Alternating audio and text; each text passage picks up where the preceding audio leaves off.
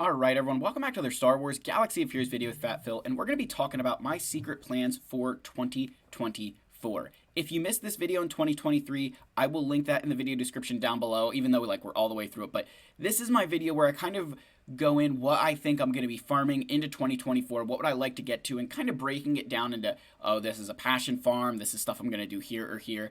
It's a good guide frame for me of, hey, this is what I want to be doing, and it's a nice thing to look back on throughout the year to see how I'm matching up to what I thought I'd be working on. And right now I'm recording this as of December 21st of 2023. So like this video, subscribe to this channel for more content like this, and of course, gotta give our shout out to the channel members. To those of you on the council, you may not be granted the rank of master, but you're still granted a very special place in my heart. So thank you so much for your continued support, and of course, my Wampa and Jedi Master tier members. You guys are all fantastic people. Thank you for putting your faith in me and trusting that I'm going to give you good content and good advice to help you progress in this game. So, let's get into the video here. Let's talk about the secret plans. So again, just to go briefly over what 2023 secret plans looked like here. It was Lord Vader, Jabba, wanted to get Luke and Jedi Master Kenobi teams to relic levels. Didn't quite happen the way I thought, where this team ended up going to relic 7 and this one stayed at relic 6. We did get our Inquisitors, but then where it was really funny, we started to fall apart here. And I think this was partially my fault, where I put a little bit too much on this list without considering that we'd get other stuff in 2023, right? Like, you got the Leviathan, you got Leia, Cal Kestis, other things kind of took priority. So we only got to one of these passion projects, and Red 5 obviously didn't happen. So what does 2024 look like? Oops, that's the farming guide. You guys get to see a sneak peek. Whoops. So, first things first is fully completing my unaligned Force user team here. Now, I'm very close here. I'm only about 50 Kyrotech away from being able to complete Cal. And once I do that, those will probably be the last Kyrotechs I spend for in mass like that for a very long time. I'd maybe do some older characters to relics while I wait around, but I think I'm going to fully complete this team. Now, that means I'm going to take Seer to relic 7, Fulcrum to relic 5, Cal to relic 5. I think that's where I'd kind of stop those two characters right now. I think I need to be realistic that, yes, I'd love to get them higher, but my account, one, it's always about doing more with less, but two, I need to save those relic resources for other things in this game, so kind of going to keep them a little bit lower.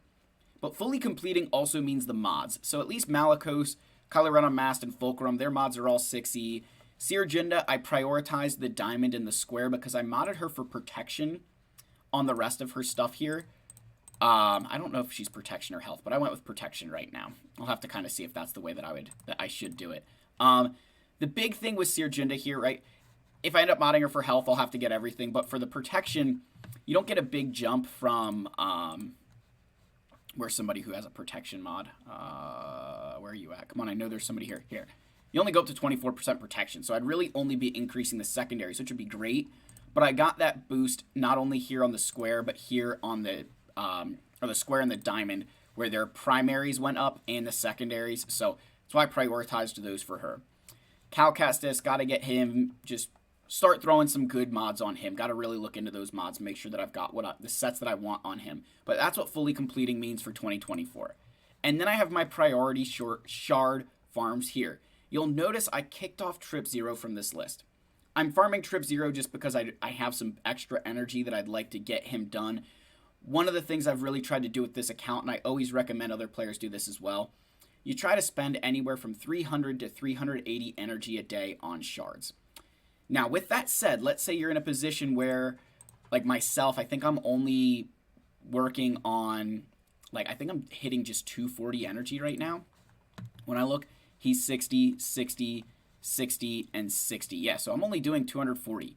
The reason I'm not doing refreshes, and this is a piece of advice for everybody, you don't refresh a node unless it's going to help you get their unlock faster. Not just get you Tarful or Saw Gerrera or Paz Vizsla faster, but is it going to get you whatever you're trying to farm with them faster? So if I'm building, I'm going for Jedi Knight Cal Kestis, right? That's kind of kind of the goal here. If I'm refreshing the Saw Gerrera and Tarful node, but I don't have the gear to take them to gear 12 and then the gear to get Cal Kestis unlocked right away, me spending those 25 crystals is a waste. So I'm not going to be rushing through these until I know that I'm in a position to unlock Cal, put gear on him right away. That's just the way that I am, and that's kind of one of my big keys to like resource management is that you don't spend resources trying to get something faster just for the sake of doing it faster. Same thing with efficiency. I don't preach efficiency for the sake of being efficiency. I preach it so that way you can build the best roster possible with the least amount of resources spent. So these are my priority shard farms. Again, getting Cal and then going for Bo-Katan Mandalore. I think she's going to be very important, and if I want to stay competitive in the game, I need to put her as a priority character. So my gearing order then for the characters that are not yet activated. My Cal, Bane, Dark Trooper Moff Gideon, and Bo-Katan Mandalore. For these characters, I kind of have, Bane and Jedi Knight Cal are kind of flux right now. It's really going to depend on which one I get first. And I would say that with the context in mind that I would go with Cal first. Like if I get Cal before I'm able to get Bane, I'll just get Cal right away. I think Cal, for my guild, it's better to do that. But if I'm in a position where I'm still a ways away from Cal, I still need another month, then I would go for Darth Bane. That's kind of how I'm looking at that situation right now. So otherwise, all 4 of those characters I would intend to take to Relic 7, including even Dark Trooper Moff Gideon. Even though I don't have that full Imperial Remnant team ready, I would get him to Relic 7. There's plenty of uses for him, particularly you think of 3v3. He's got some Mandalorian uses as well, so I've got some ways to use him. And then finally, Bo-Katan Mandalore. She'll get to Relic 7 whenever I do unlock her, but that is a goal for this year. We want to get all 4 of these characters to Relic 7.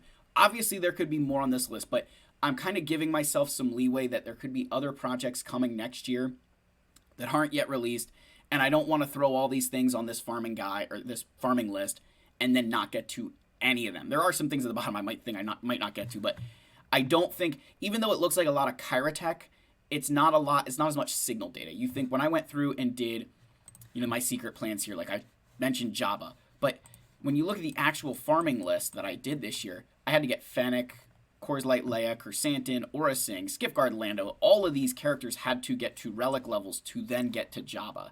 So for 2024, it's going to be a little bit easier for me to kind of say I can do this because it's not nearly as many characters. It's still a lot of Kyrotech, but not nearly as many characters as I did this past year. And that's going to be something I think we'll see that my growth will kind of shrink this year because I'm going to be working on more of those things that take more gear and therefore less kind of total growth.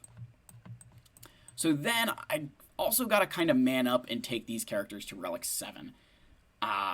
Starkiller, for the pure purpose that I found him having a little bit less success against Rey, particularly with certain datacrons coming into play, and I really found this, what was really causing me problems in 3v3 has been when JTR ability blocks him and lands offense down, it completely can ruin my run. It's a horrible thing. That will completely derail me. And so getting him to Relic 7 doesn't always, it's not going to stop the offense down and the ability block, but it could at least give me some other times where I've been going up against a Rey and I just can't get through her because there's too much health, defense, whatever. Get him to Relic 7, give me a little bit more of that. And then Commander Tano and Ahsoka Tano, this really comes down to just damage and health.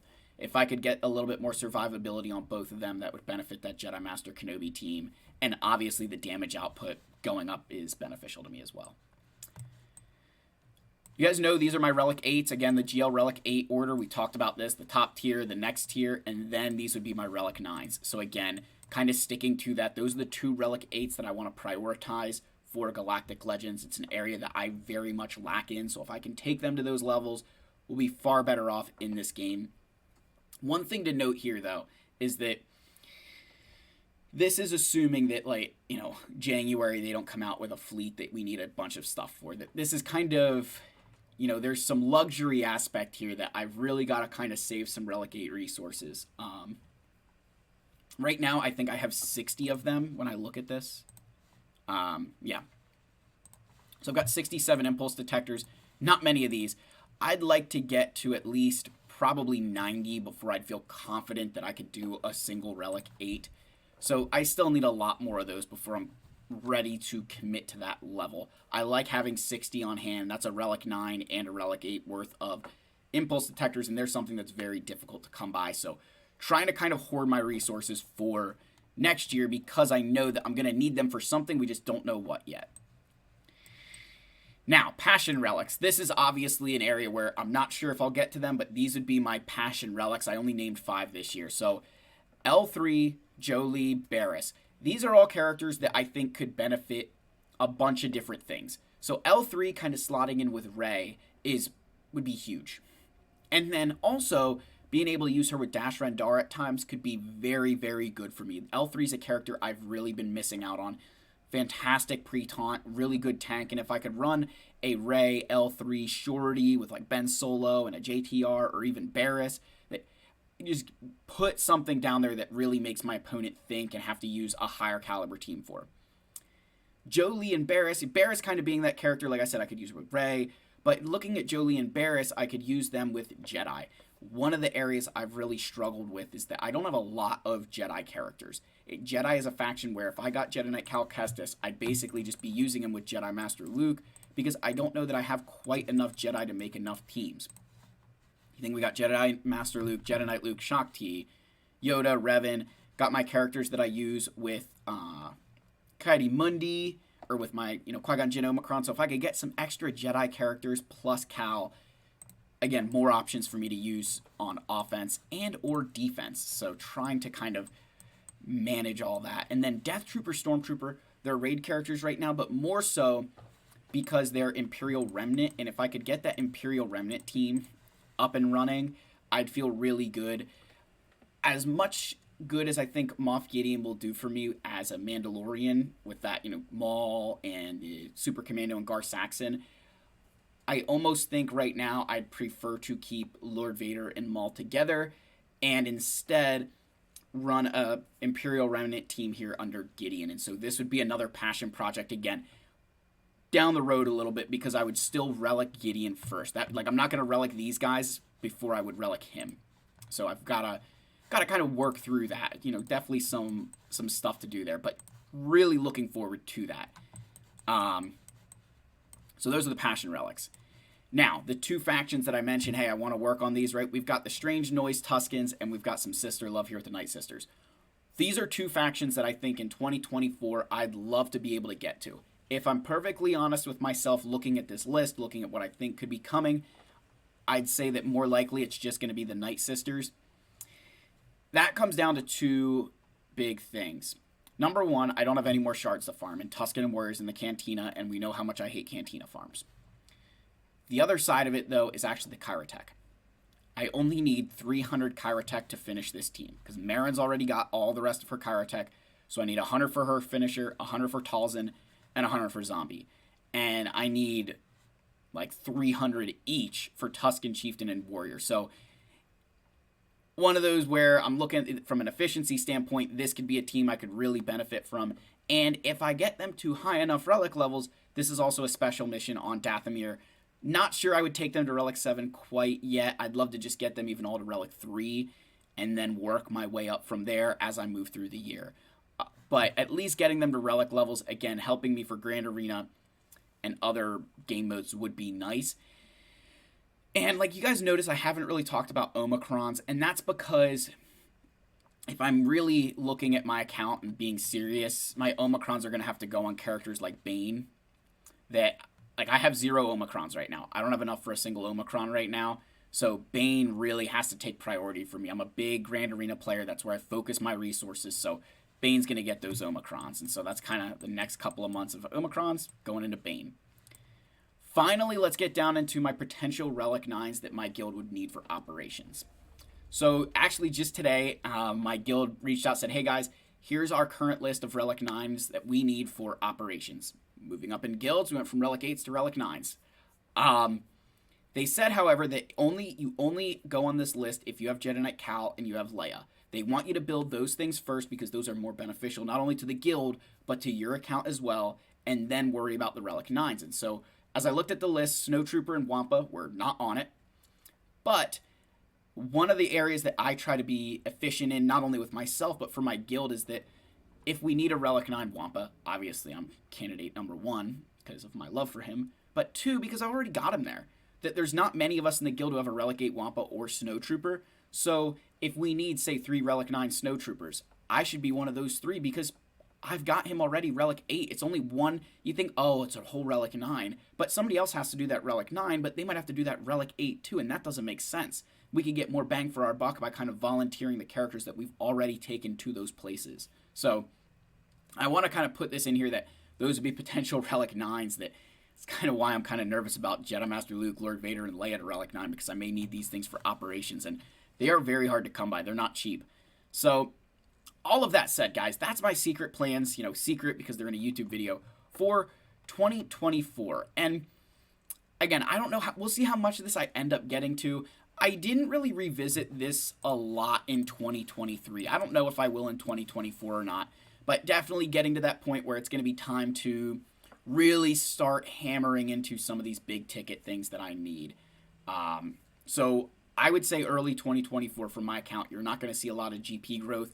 You're just going to see a lot of hoarding again. And I went through a phase like that in 2023 even, where there was a month and a half where not a lot changed except my stockpile of resources. And that's going to be the big thing here as I start saving for Cal, Bane, Tarful, and Saw Gerrera. We're probably looking at, probably 2,000 Kyrotex between those 4 characters, which is not going to, probably over 2,000, which is not going to be fun.